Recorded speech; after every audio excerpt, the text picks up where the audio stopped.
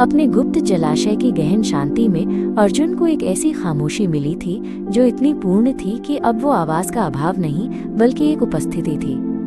ये एक सुनने वाली खामोशी थी। वो एक चिकने धूप से सिके पत्थर पर पीठ के बल लेटा था। उसकी उंगलियां ठंडे साफ पानी में डूबी हुई थी। चित्तीदार धूप उसकी बंद पलकों पर नाच रही थी। उसे नदी की शांति अपनी हड्डियों में उतरती महसूस हुई, एक सुकून जो उसे लोगों की दुनिया में कभी नहीं मिला था। यहाँ वो कोई बाहरी नहीं था, वो समग्रता का एक अंग था। लेकिन उस गहरी अपनेपन की भावना के साथ ही उसकी छाया भी आई, एक सवाल। ये कोई जोरदार मांग करने वाला सवाल नहीं था।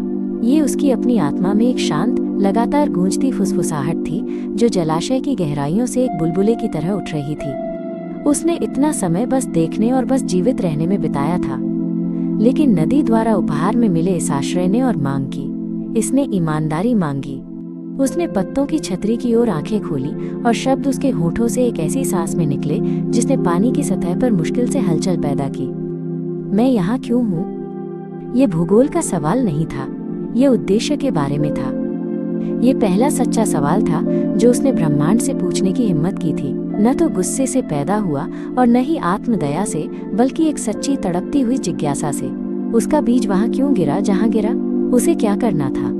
नदी ने शब्दों में जवाब नहीं दिया, उसने सवाल को संजोकर जवाब दिया। पानी बहता रहा। एक रामचिरैया चुपचाप मछली के लिए डुबकी लगा गई। पत्ते ऊपर फुसफुसाए। जीवन सुंदर और रहस्यमय चलता रहा और उसी में अर्जुन को अपना पहला जवाब मिल गया। उद्देश्य कोई दूर का गंतव्य नहीं था, उद्देश्य सवाल पूछना ही था। इतना मौजूद रहना और इस जगह से इतना प्यार पाना कि आखिरकार सोच सके। उसकी जड़ें इसलिए नहीं बढ़ रही थी कि कोई कारण ढूंढना था, बल्कि इसलिए कि वो उसे एक ढूंढने का साहस दे सके।